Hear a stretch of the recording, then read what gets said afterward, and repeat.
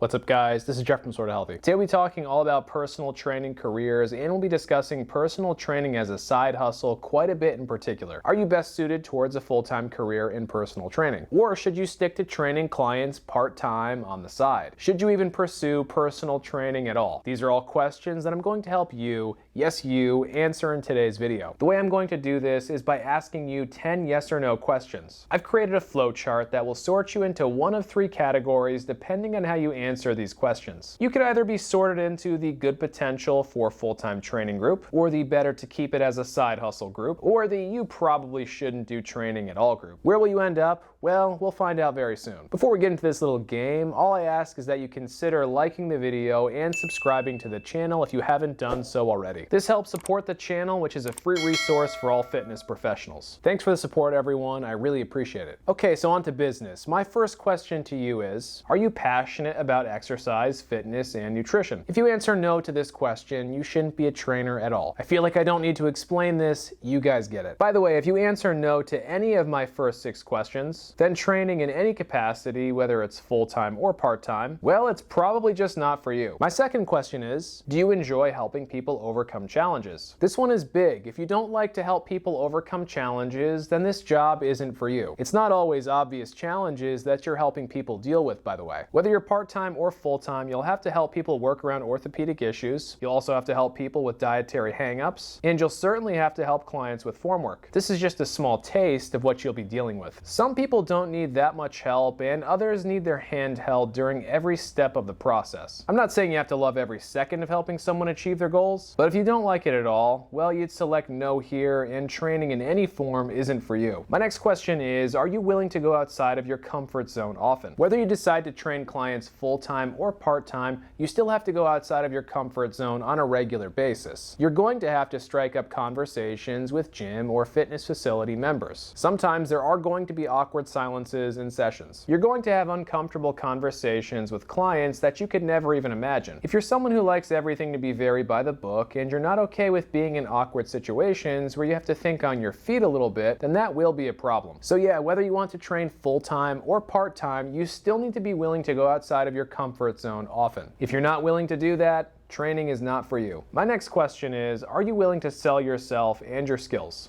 Sales. You knew it was going to come up somewhere in this video. Contrary to the belief of many, personal training sales should look more like this, a professional presentation, and it should look less like this, an old school salesy sales guy doing his thing. I've got a newer video covering how to handle sales. Make sure to check it out if you need help here. Anyways, no matter what, sales is always a part of the job. If you work in a standard big box gym, some would argue sales is most of the job. If you work in a private studio setting like I do, there is less sales, but it's still a large part of what we do. Even if you're not directly responsible for selling personal training session packages, you still always have to be able to sell yourself and your skill set. Clients are paying good money for your services, and if they feel they're not getting their money's worth by training with you, they won't stay long. Therefore, like we said, you always need to be selling yourself to some extent, and you always need to be demonstrating your value. My next question is, are you okay with working strange hours? If you want to do training full-time, your hours are likely to be absolutely bananas. You'll be working before normal working hours, after normal working hours, and most likely you'll be working some weekend hours as well. I feel like the reasoning for this is obvious. You're going to be training clients when they're not working, and because of that, your schedule is almost the opposite of a normal 9 to 5. If you can't handle early mornings, late afternoons, and some weekend hours, it's a safe bet full-time training probably isn't for you. That being said, even if you want to do training on the side, part-time, you'll still be working some pretty crazy hours. If training is going to be your side hustle, then I'm assuming that you're going to have a more stable position that you'll be planning those training shifts around. If I work 9 to 5 in an office Monday through Friday, and then I work 6 to 10 p.m. on Tuesday and Thursday as a trainer, and we'll say I also do another 5-hour training shift on Saturday. In total, for the week, I've worked 53 hours. That's certainly not terrible, but as you can see in this example, even having a small amount amount of part-time training hours on top of a normal 9 to 5 can make for a pretty long week. Therefore, whether you want to train full-time or part-time where training is just a side hustle, you'll still have to be ready to work some weird and fairly intense hours. If you're not willing to work those hours, then training is not for you. My next question is, are you okay with not having much time off? Again, whether you're a full-time trainer or a part-time trainer, all of what I'm about to say still applies to you. Personal training just isn't one of those jobs where it's great to take a lot of time off. You have clients who are depending on you to get them results, and very often there is a time frame in which they expect to see progress. If I have someone preparing for a wedding, I can't say to them, how about you postpone that wedding 3 weeks since I'm going to Hawaii for a while and I can't start working with you right away. Don't get me wrong, you can take time off here and there. That being said, I think going away for anything much longer than a week can get dicey as a trainer. Again, this would apply to full-time and part-time trainers as well. So if you're not okay with possibly shorter and less frequent vacations, then I would say personal training, whether it's full-time or part-time, isn't really for you. Okay, so on to the next page. If you answered yes to all the questions above, you'd probably make a good trainer. Congrats. Now let's see if you should go full-time or just keep it a side job. To determine whether you should keep training part-time or pursue full-time hours, I have 4 more questions. The first one is, are you okay with people not respecting what you do for a living? I find that at least 50% of people that I meet don't respect what I do for work. A lot of this comes from people not really understanding what the job entails, but whatever the case may be, the lack of respect is obvious. To some extent, we have ourselves to blame for this perception. Most trainers aren't very professional or good at their jobs. So yeah, it's probably not that weird for people to not respect our skills or our profession. As I've stated in other videos, we can use this to our advantage. If you're able to act professional while staying personable, your odds of being successful as a trainer greatly improve. Let's not get too far off topic and start breaking down what makes trainers successful. We've got other videos for that. Ultimately, if you're someone that feels like you really need to be doing something that people really admire and respect, then full-time training probably isn't for you. We full-time trainers live a pretty unconventional lifestyle, and other people just don't get it. If you're a full-time trainer, or you want to be, to some extent you'll have to ignore lifestyle advice from others. I've had friends, family members, and even clients ask me things like, when are you going to get a real job? I just kind of shrug it off and say I have one and I like it. But if you're easily rattled by things like that, stick to training part-time and choose something else for your primary job. My next question is, are you okay with fluctuating pay? Your pay will fluctuate as a personal trainer. End of story. This is because clients get sick, go on vacation, and sometimes life just gets in the way. Unfortunately, you don't have too much control over any of this stuff. I do about 40 sessions a week, but it's not uncommon for that to dip down to around 30 sessions once in a while. Again, this is totally random and not something I have any control over. This also doesn't just happen week to week. It definitely can be somewhat seasonal as well. My wife Alexis is the busiest trainer in my facility. She does about 55 sessions a week on average. That number goes down to about 45 a week during some summer months and some holiday weeks as well. This creates huge fluctuations in income. This isn't as big of a deal for myself or my wife now, but back when I was a newer trainer, there would be months where I wasn't sure that I would be able to pay my rent. And that was all because a few key clients went to the Bahamas. It can be a little depressing and scary. Ultimately, if you can't see yourself dealing with those sorts of fluctuations, well, then you'd select no here, and full-time training probably isn't for you. My next question is, are you okay with not having good work benefits? This one is really big. If you're a full-time trainer working for someone else, you may get benefits, but those benefits will probably be subpar